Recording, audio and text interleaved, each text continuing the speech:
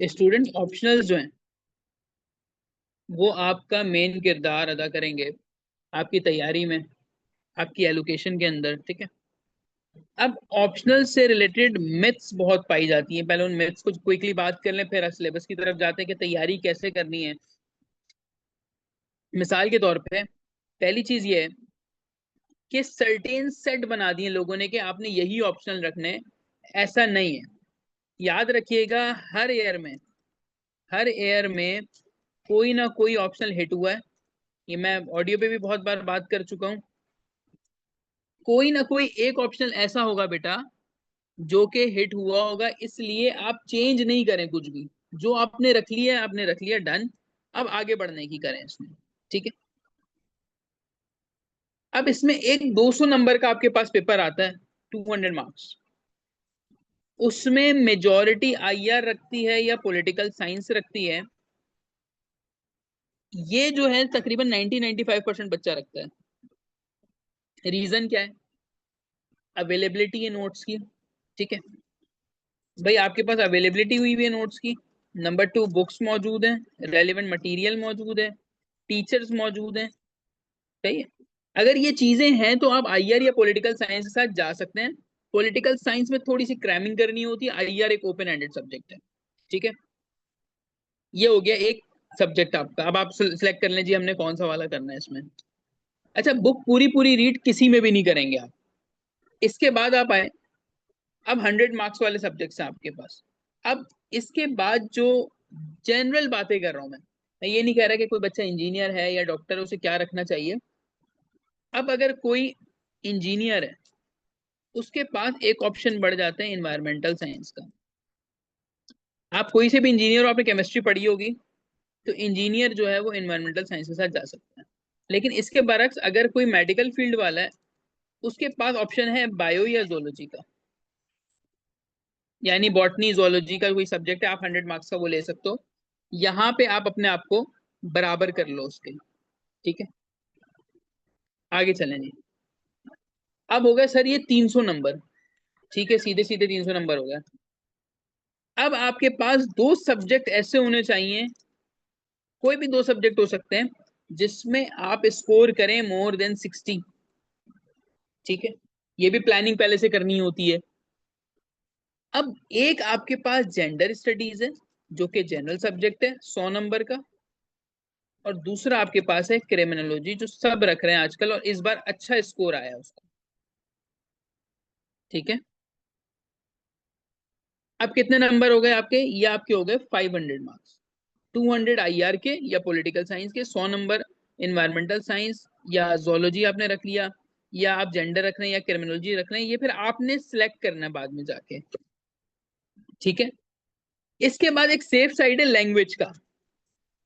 जो लोग किसी पर्टिकुलर जगह से बिलोंग करते हैं, जैसे बलोची, पंजाबी, सिंधी, और आपको वो लिखना आती है, तो go for that language. Majority इसमें पंजाबी रखते हैं, और पंजाबी में 60 से लेके 85 तक का स्कोर एवरेज आता है, ठीक है। आप सिंधी भी रख सकते हैं, बलोची भी रखते हैं, उर्दू लिटरेचर लोग रखते नहीं है, तो थोड़ा यहाँ कराची वालों के लिए प्रॉब्लम हो जाती है। और इसके बाद आपके पास हिस्ट्री का सब्जेक्ट आता है कि सर हमें हिस्ट्री रखनी है। तो देखो, अगर तुम्हारा इंटरेस्ट है तो तुम हिस्ट्री रखो, और हिस्ट्री में कोशिश करो शॉर्टेस्ट हिस्ट्री की तरफ जाओ, जैसे यूएसए हिस्ट्री, या आजकल लोग यूरोपियन या ब्रिटिश रख रहे हैं तो वो रख सकते हो। आपको इस्लामिक कल्चर हिस्ट्री और पाक इंडिया हिस्ट्री रखने से इस वजह से मना किया जाता है, ये लेंदी बहुत है। अगर कोई सब्जेक्ट लेंदी है ना, उसको टाइम ज्यादा लेगा, और दूसरा ये कि फिर उसकी ओवरलैपिंग कहीं नहीं है। यानी अगर कोई बच्चा इस्लामिक हिस्ट्री रख रहा है, तो मुझे बताएं कि सिवाय इस्लामियात के पेपर के आप कहाँ हिस्ट्री लगाओगे उसकी, ठीक है। तो अगर कोई इंजीनियर, डॉक्टर या जनरल ग्रुप का है तो वो ये सब्जेक्ट की तरफ जा सकता है। लेकिन अगर आप जो है कॉमर्स वाले बैकग्राउंड से हैं, तो आपके लिए फिर यहाँ पे ज्यादा ऑप्शन, जैसे बिजनेस एंड अकाउंटिंग हो गया, मैथ्स हो गई यहाँ पे, और फिर इसी तरह से आप भी जेंडर वगैरह रख के आपने 600 नंबर पूरे करने हैं। याद रखिएगा 600 मार्क्स। 600 मार्क्स आप ऐसे भी पूरे कर सकते हो कि आप दो रख लो 200 वाले। जैसे बहुत सारे बच्चों ने क्या किया हुआ था कि आईआर रखा, आईआर के साथ उन्होंने क्या प्लस कर दिया था, केमिस्ट्री। अब ये कितने हो गए, 400 हो गए। इसके साथ आप दो 100 वाले लगा लो। तो सबसे पहले तो आपको सब्जेक्ट सिलेक्ट करना है कि यार मैं कौन से सब्जेक्ट में काबिल हूं, मैं क्या कर सकता हूँ, क्या नहीं कर सकता या नहीं कर सकती। और ऐसे भी ढूंढ रहे हैं जो कि मुझे कम से कम 60 नंबर दे जाएं। ठीक है। अब वो आपकी मर्जी, आप कौन से रखते हो, कौन से सब्जेक्ट नहीं, पहले ये बताएं समझ में आया ये मार्क्स क्लियर हुए कि 600 कैसे बनते हैं।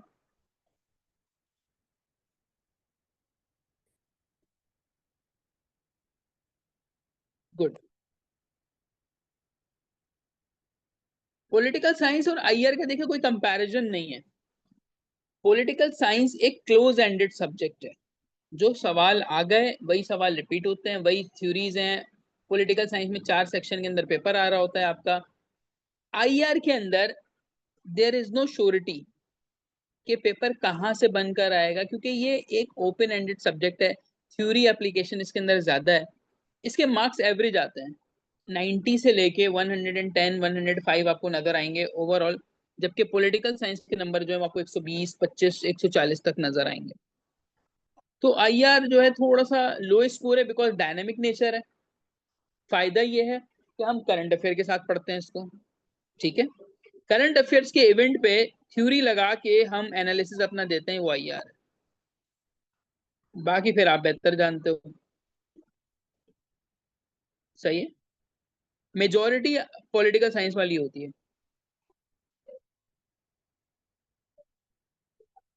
ठीक है। ओके। अब हम बात करेंगे कि कौन कौन से सब्जेक्ट हैं जो आप ना रखो तो बेहतर है। नहीं, किसी ना किसी ने तो रखे होंगे, लेकिन नो टू दीज सब्जेक्ट्स। ये देखें, ये मेरा पर्सनल मशवरा है। अब आप कोई इसमें से ये ना बोले कि सर जो है वो 22 जो है, नहीं। ये मैं इस वजह से बता रहा हूँ, जैसे मिसाल के तौर पे पहला सब्जेक्ट मैं आपको बताता हूँ, मैथ्स यानी अप्लाइड। अब देखें अप्लाइड मैथ्स कौन रखेगा, जिसने पढ़ी होगी।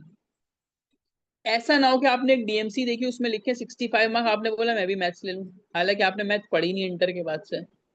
तो आप ये सब्जेक्ट नहीं रखेंगे। इसी तरह से आप फिजिक्स नहीं रखेंगे, आप केमिस्ट्री नहीं रखेंगे, आप कंप्यूटर साइंस नहीं रखेंगे, क्योंकि आपका बैकग्राउंड नहीं है इसका। ये डिफिकल्ट होंगे आपके लिए। ठीक है। इसी तरह से आप उर्दू लिटरेचर मत रखिएगा लैंग्वेजेस में। उर्दू लिटरेचर बहुत लंबा है, और बहुत कम लोग, शायद इक्का दुक्का कोई ऑप्ट करता होगा तो करता होगा, वरना उर्दू लिटरेचर की तरफ कोई जाता ही नहीं है। क्योंकि इसमें एक तो सब्जेक्ट अलग है, ये बहुत पढ़ना पड़ता है इसके अंदर। इस वजह से हम इसको साइड कर देते हैं। इसी तरह से टाउन प्लानिंग है।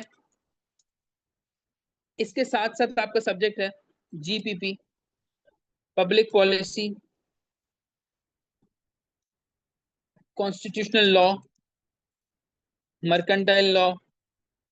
अब ये जो लॉ वाले हैं, ये क्रिमिनोलॉजी के ग्रुप में से, ये लॉ वाले अगर आप उठा लेते हैं, आपको इसके जार्गन्स पता होने चाहिए। जो टेक्निकल टर्म वो यूज कर रहा है वो आपको पता होनी चाहिए। अगर आप उस टेक्निकल टर्म में पेपर नहीं दोगे, you are going to fail. आप सीधा सीधा फेल हो जाएंगे इसमें।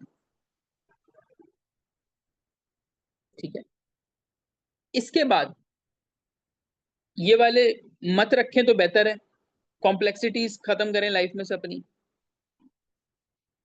और आपके पास कौन से सब्जेक्ट बचे जो मेजोरिटी लोग रखते हैं, लेकिन आपको मैं तलकीन करूंगा इस चीज की कि ना रखें तो बेहतर है। ये हो गया। अब हिस्ट्री में आ जाते हैं।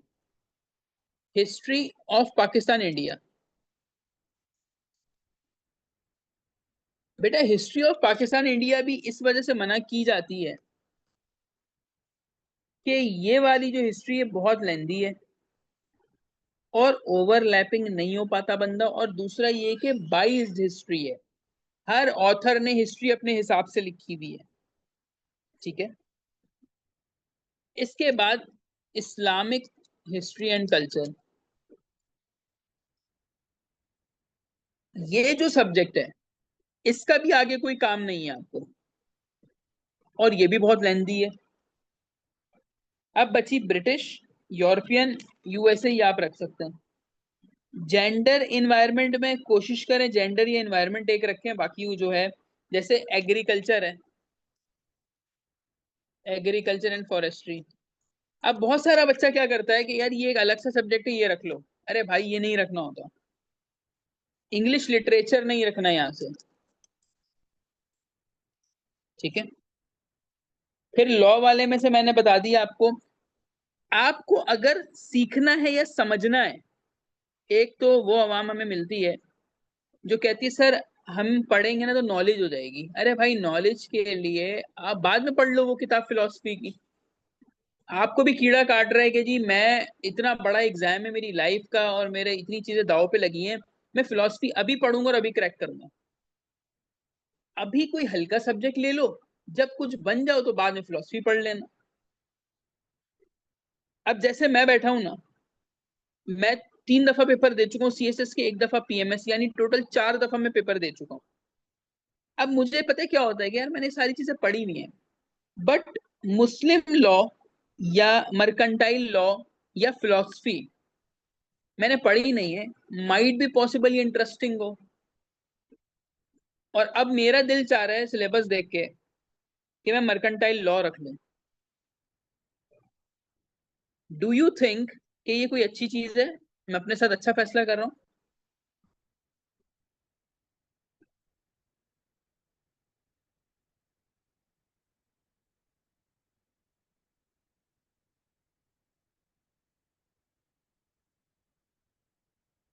बिल्कुल ऐसे ही है ना। नहीं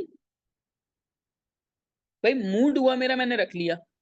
बट अगर मेरा मूड है तो भाई अभी मैं कोई हल्का सब्जेक्ट लगा लूं, मैं पेपर देने के बाद भले मैं इसके अंदर पोस्ट ग्रेजुएट डिप्लोमा कर लूं, सीखना बाद में हमें। अभी हमने उस रेस में अपने आप को मनवाना है और वो क्रैक करना है पेपर। ठीक है। उसके बाद आप आ जाए जैसे जर्नलिज्म। जर्नलिज्म अगर आपका फोटे है, आपने पढ़ा हुआ है, अच्छा लगता है तो रख लीजिए, अदरवाइज इसमें भी टर्म्स डिफरेंट आती है। फिर साइकोलॉजी नहीं रखी है। इसके अलावा आपके पास एंथ्रोपोलॉजी आ जाता है, चाहे तो आप स्किप भी कर सकते हैं ये वाले पार्ट को। लेकिन हासिल गुफ्तगू कंक्लूजन ये है कि यहाँ जो सब्जेक्ट मेंशन है, अगर आपकी डिग्री इसमें है तो रखें। अगर किसी शख्स ने उर्दू लिटरेचर में मास्टर्स किया हुआ है तो भाई वो रखें। किसी ने इंटर तक साइंस पढ़ी है, मेडिकल पढ़ा है, तो वो बॉटनी zoology रख सकता है। किसी ने इंजीनियरिंग की है तो वो मैथ्स रख ले। लेकिन अगर आपका इनमें से किसी से पाला नहीं पड़ा, मतलब आप फर्स्ट टाइम बुक उठाएंगे, फर्स्ट टाइम नाम सुन रहे हो उसका, तो भाई इन सब्जेक्ट से परहेज करें, ये आपको डुबा देंगे। ठीक है। तो मेरे लिहाज से ये वो सब्जेक्ट होंगे जिन पे मैं एडवाइस करूंगा बच्चों को कि इसमें तभी जाओ जब आपका बैक हो। ठीक है।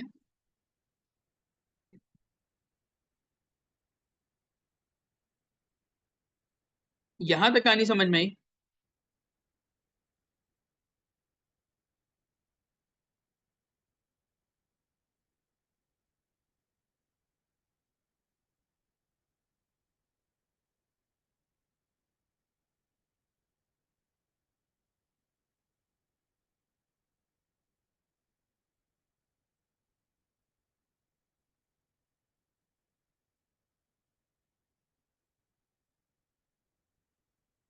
How is to opt chemistry after bachelor.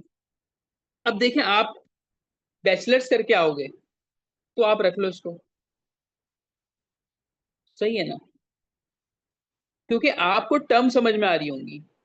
लेकिन फिर पहले बोलूंगा कि आप पहले पास पेपर देखना, सिलेबस देखना, उसके बाद केमिस्ट्री रखना।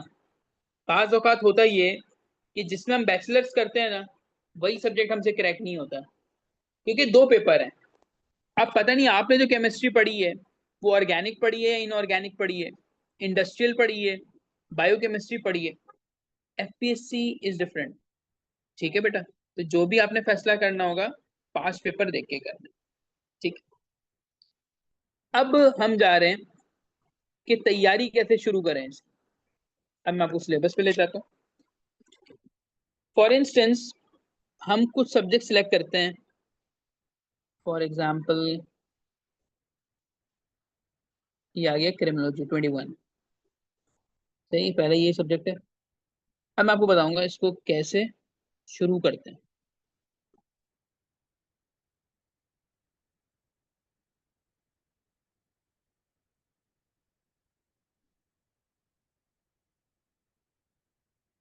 ये आ गया जी आपका क्रिमिनोलॉजी। सबसे पहला काम ये करते हैं,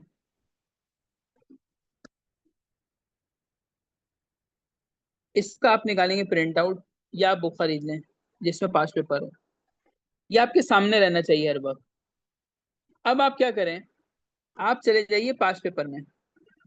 अच्छा, क्योंकि अभी टाइम कम है तो आप 5 साल देख लें बस, या अगर टाइम है तो 10 साल देख लें 2016 से। और उसके बाद आप मार्क करना शुरू करें कि एग्जामिनर ने क्या पूछा है। मिसाल के तौर पे ये सेक्शन 1 है, इसमें से ये पार्ट बहुत आता है। एक मिसाल दे रहा हूँ, आपने हाईलाइट किया, कॉर्पोरेट क्राइम कर लिया, प्रोफेशनल कर लिया। अब जब आप पास पेपर एनालाइज कर लेंगे, या तो हाईलाइट कर लें या इस पे डैश लगे निशान लगा लें। आपको पता चला पहले सेक्शन में से बस ये चीजें पूछता है। अब इसकी तैयारी शुरू कर दें। तैयारी करनी कैसे। क्रिमिनोलॉजी जो सब्जेक्ट है, हमें किसी बुक की रिक्वायरमेंट नहीं है। हमारे पास ऑलरेडी रेडीमेड दो कंप्लीट नोट्स मौजूद हैं, एक स्लाइड्स की फॉर्म में और एक शायद पीडीएफ फॉर्मेट में हमारे पास पड़ा है। नोट से फायदा क्या होता है, उसमें ये चीज बनी बनाई लिखी हुई है। हमसे पहले एक बंदा मेहनत करके जा चुका है, हम उससे पढ़ेंगे। अब आप बोलोगे सर ये तो उसके नोट्स है ना, हम अपने क्या करें। हम अपना ये करेंगे, उसमें एडिशन करेंगे, उसको ऑल्टर करेंगे, उसका इंट्रोडक्शन बेहतर करेंगे, नंबर ऑफ हेडिंग्स चेंज करेंगे, फ्लो चार्ट डाल देंगे, कोटेशन डाल देंगे, रेफरेंस डाल दिया, फैक्ट एंड फिगर डाल दिया। अब मैं अपनी स्टेज जो है ढूंढ ढूंढ के आर्टिकल मटेरियल नोट्स बनाने वाली, उससे बच चुका हूं मैं।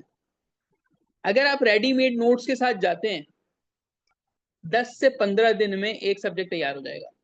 लेकिन अगर पुरानी अप्रोच पे जाते हैं, चार किताबें खोलेंगे नोट्स बनाएंगे, it will take around 1 month, वो भी सीरियस कैंडिडेट को। ठीक है। और बाज औकात आपको टीचर की रिक्वायरमेंट भी नहीं पड़ती इनमें। सही। ये हो गया क्रिमिनोलॉजी। बुक मैंने मना कर दी, इसके लिए कोई बुक नहीं चाहिए।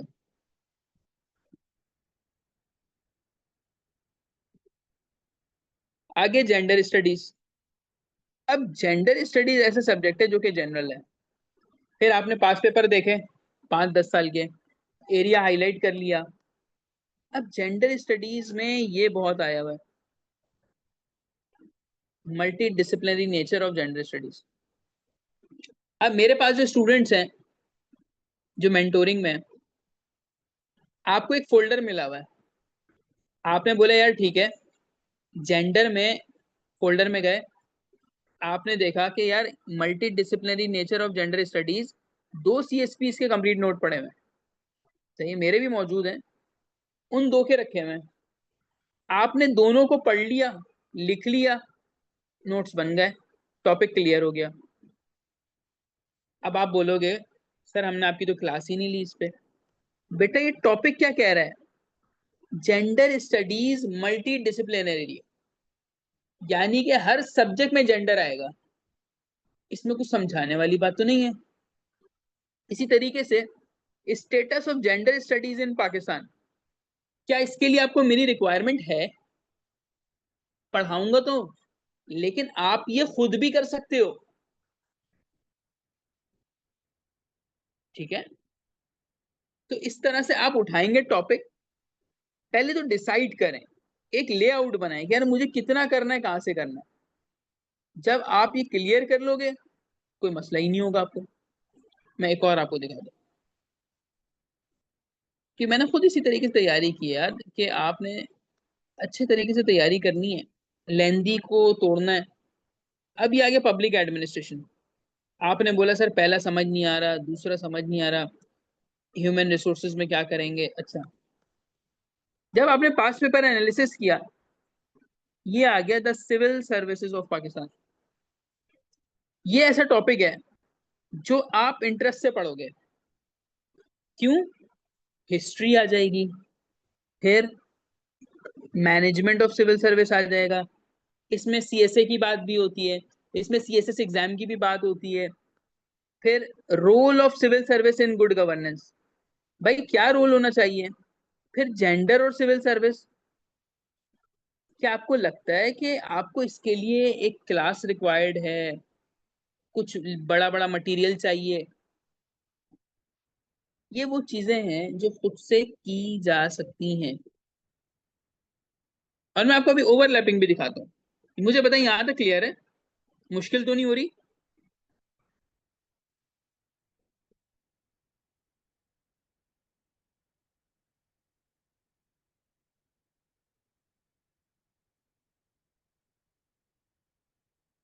क्लियर हो गया? गुड। मैं आपको एक टॉपिक दिखाता हूँ और फिर हम चेक करते हैं कहाँ कहाँ आया हुआ वो। अच्छा जी।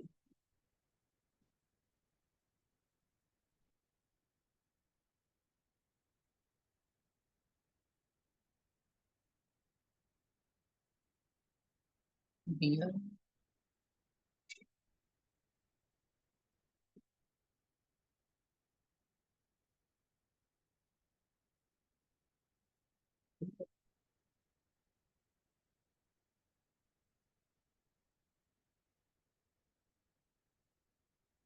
हम अभी जा रहे हैं यूएसए हिस्ट्री का पेपर देखने। ठीक है, और आपने चीजें अपने माइंड में रखनी है।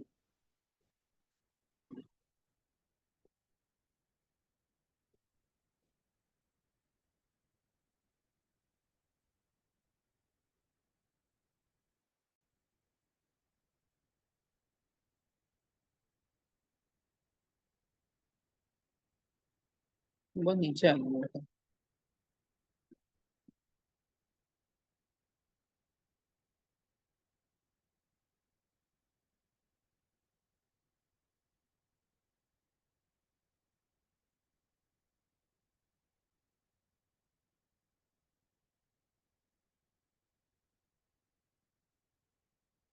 92 93।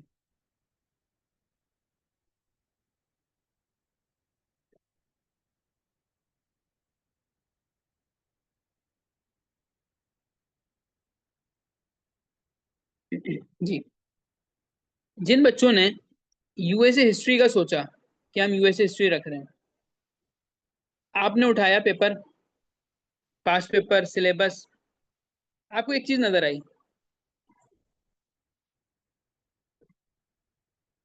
आपको क्या नजर आया?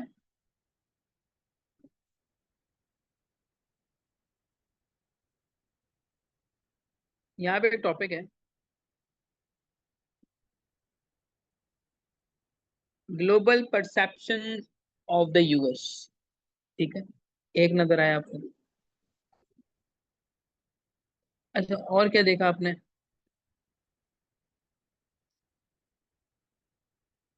आपको यहाँ पे एक टॉपिक नजर आता है, the war on terror, the role of Pakistan and USA, फिर इंटरनेशनल कंसर्न ऑफ यूएसए। अच्छा जी, ये हो गया आपके पास तकरीबन 3 टॉपिक। सही। अब जब आप करंट अफेयर तैयार कर रहे हो, या पाकिस्तान अफेयर तैयार कर रहे हो, या इंटरनेशनल रिलेशन तैयार कर रहे हो, उसमें भी साथ साथ मार्क करो कि मेरा टॉपिक हो गया। कैसे, मैं बताता हूँ। हिस्ट्री ऑफ यूएसए खत्म हुआ, हम आईआर पे आ गए। आईआर में चलते हैं, तो यहाँ देखें, आईआर पेपर 1 जो है ना, ये कॉन्सेप्चुअल होता है। आईआर पेपर 2 में थ्योरीज लगानी होती हैं। अच्छा ये देखें यहाँ पे,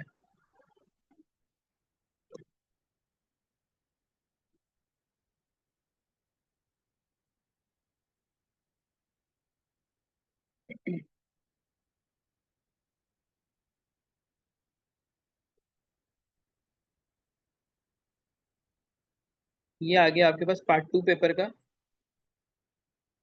यहाँ पे ये देखें, rise of United states and Soviet union. ये आपको कहाँ से मिलेगा? यूएसए हिस्ट्री में मिल जाए ये टॉपिक। ठीक है, उसके बाद आगे बढ़ते हैं। टेररिज्म, ग्लोबलाइजेशन, ये टॉपिक भी। फॉरेन पॉलिसी ऑफ यूएसए, जब आप यूएसए हिस्ट्री पढ़ते हो तो ये भी पढ़ते हो। अच्छा ये हो गए दो तीन चीजें जो कि मिलनी है। अभी तो हम जनरली देख रहे हैं, बाद में बेटा बहुत सारी चीजें ओवरलैप करती हैं। जब हम पाकिस्तान इंडिया का जिक्र करते हैं, साउथ एशिया, विदाउट यूएसए हम पढ़ ही नहीं सकते। अफगानिस्तान यूएसए के बगैर नहीं पढ़ सकते। ये पूरा साउथ एशिया आपका कवर होगा पाक अफेयर्स में, उसी का चंक यूएस हिस्ट्री में आएगा, वही चीज आईआर में लग रही है। तो करंट अफेयर, पाक अफेयर, यूएसए हिस्ट्री, आईआर, ये सब मिक्स होते हैं। अब ये आपके ऊपर है कि आप कितने अच्छे से मार्क करते हो अपनी चीजों को। ठीक है, मिसाल के तौर पे आपने जेंडर स्टडीज में पढ़ा जेंडर बेस्ड वायलेंस, ठीक है, या विमेन के राइट्स पढ़े। आपने कहा कि चलो यार मैंने एक टॉपिक कर लिया। उसके बाद आपने क्या करना है? उसके बाद आपने करना ये, आपने जाना है इस्लामियात में। ठीक है, और इस्लामियात में हम जाके देखेंगे कि खवातीन का मामला क्या है। यहाँ देखें, human rights and status of women in Islam. पहली चीज, ये मेरे लिए क्या हो गया, थोड़ा थोड़ा जेंडर से मिल रहा है ये मेरा। सही है, यानी मैं ये कर लूं तो मेरा जेंडर कवर हो रहा है। Dignity of man and women, ये भी पूरा है, यानी ये जेंडर स्टडीज में आ गया। ठीक है। अच्छा जी, सर इस्लामोफोबिया जो है वो करंट अफेयर में आता है? मैंने कहा बेटा आता तो है, लेकिन यहां देखो, राइज ऑफ एक्सट्रीमिज्म, ये आ गया, इस्लामियात में भी आ रहा है, करंट अफेयर में भी आ रहा है। Muslim world and contemporary challenges, ये भी इस्लामोफोबिया है। The role of Islam in the modern world, same. अब ये तीन टॉपिक कोई बच्चा कर ले तो उसका इस्लामोफोबिया ऐसे, करंट अफेयर, आईआर, क्लियर हो गया। ठीक है, इसी तरह पब्लिक एडमिनिस्ट्रेशन वाला, यहाँ पे जो पॉइंट लिखा हुआ है, concept of public administration in Islam, governance structure in Islam, ये दो डायरेक्टली पब्लिक एडमिनिस्ट्रेशन में लग जाएंगे जाके। This is called overlapping. ये मैं आपको दिखा रहा हूँ चीजें कि सिलेबस में मिक्स आ रही चीजें। अभी हमारे पास मजीद टाइम है। यहाँ पे एक सवाल होगा, ये है हमारे पास पाक अफेयर। ठीक है, अब थोड़ा थोड़ा आपके जहन में होना चाहिए कि यार हम अभी तक क्या क्या देखकर आ रहे हैं। द पैलेस्टाइन इशू, ये मैंने आईआर में देखा है। तो अगर मैं पैलेस्टाइन इशू पढ़ लूं तो आईआर भी कंप्लीट हो गया। अच्छा जी, Pakistan and US war on terror, sir ये तो अभी हमने यूएसए हिस्ट्री में देखा है, मेरा ये टॉपिक भी क्लियर हो जाएगा। फॉरेन पॉलिसी ऑफ पाकिस्तान, सब चीजों में लग रहा है। ठीक है, अभी जो हमारा इंडिया के साथ चक्कर है, हाइड्रोपॉलिटिक्स, अगर मैं ये कर लूं तो मेरा करंट अफेयर का एक सवाल निकल जाता है। ठीक है, सर कश्मीर इशू, ये अभी हमने आईआर में देखा है। मेरी बातें समझ में आ रही हैं आप लोगों को? ये बहुत ज्यादा ऊपर से जा रही हैं?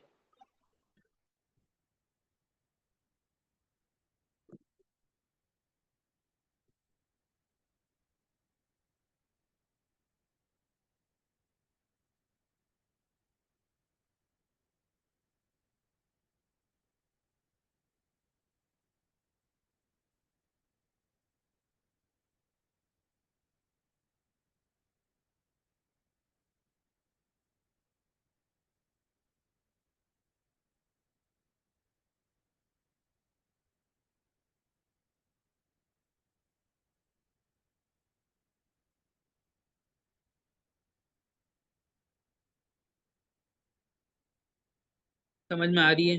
क्लियर हो गई सारी चीजें?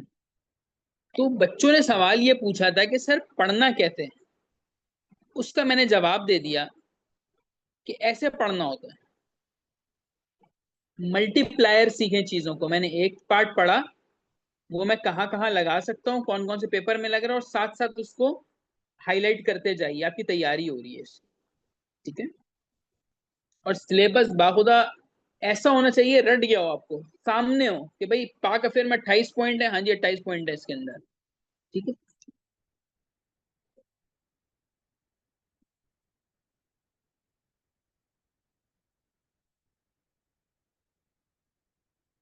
अच्छा, अब बच्चे कंफ्यूज भी होते हैं करंट अफेयर को लेके। तो बेटा करंट अफेयर में भी आप देखें वही चीजें रिपीट होंगी, वही ऑर्गेनाइजेशंस हैं, वही Pakistan relation with United states है। तो अब देखो, अगर एक बच्चा आज सिर्फ पाक यूएसए पढ़ ले, बस आज बैठ के पाक यूएसए कर ले, आईआर का एक सवाल जो आपका सिलेबस खाली था तो आपने उस पर हाईलाइट कर लिया ग्रीन से, येलो से, पिंक से, रेड से, किसी से भी, आईआर का एक सवाल हो गया, एक सवाल करंट अफेयर का हो गया आपका, एक सवाल पाक अफेयर का हो गया, एक सवाल यूएस हिस्ट्री का हो गया। देखो, ये चालाकी है ना, एक सवाल से तुमने चार डिफरेंट सब्जेक्ट में एक एक सवाल कवर कर लिया अपना। अगर गॉड फॉरबिड पाकिस्तान अफेयर में पाक यूएसए पे सवाल नहीं आया, तो करंट अफेयर में तो आ ही जाएगा ना। सर करंट अफेयर में भी नहीं आया तो बेटा आईआर में आ जाएगा। सर आईआर में नहीं आया तो भाई यूएसए हिस्ट्री में तो आ ही जाएगा घूम फिर के। और अगर इन चारों में नहीं आया, जो कि बहुत रेयर केसेस है, यूएसए के बगैर है ही नहीं सवाल आपका, तो आपको ऐसे में कुछ ना कुछ मिल जाएगा। तो हमें मल्टीप्लीकेशन करनी है यहाँ पे, एडिशन करके नहीं चलना है यहाँ पे। ठीक है?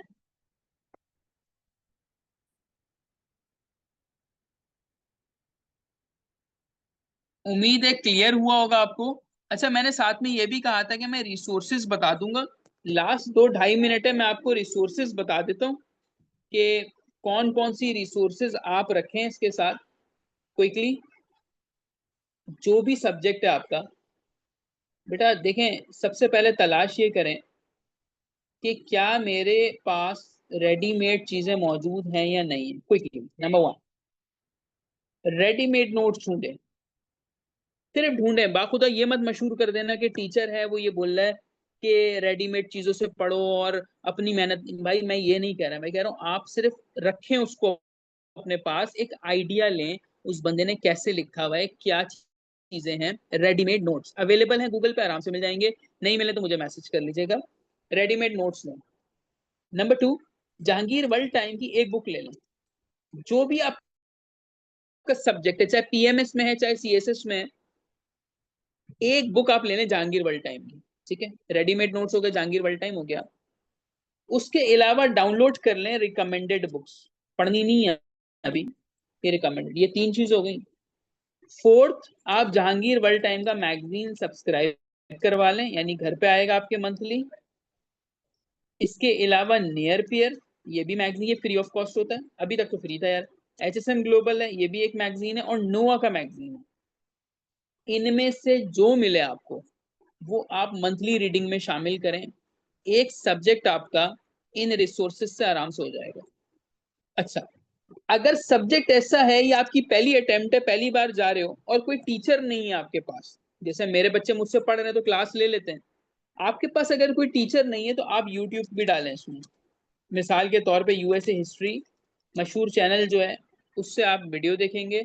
नंबर 1 काम, कॉन्सेप्ट बनाया आपने, मेरे स्टूडेंट से मेरी वीडियो देख के कॉन्सेप्ट बनाया, मेरे नोट्स पढ़ लिए, उसके बाद उन्हें इन सब चीज़ों की रिक्वायरमेंट नहीं और वो सीधा फिर जाते हैं पास पेपर की तरफ। ठीक है? आज के लिए इतना ही रखेंगे। कोई सवाल हो किसी का वो बिल्कुल व्हाट्सएप कर सकता है। दुआओं में याद रखिएगा। अल्लाह हाफिज।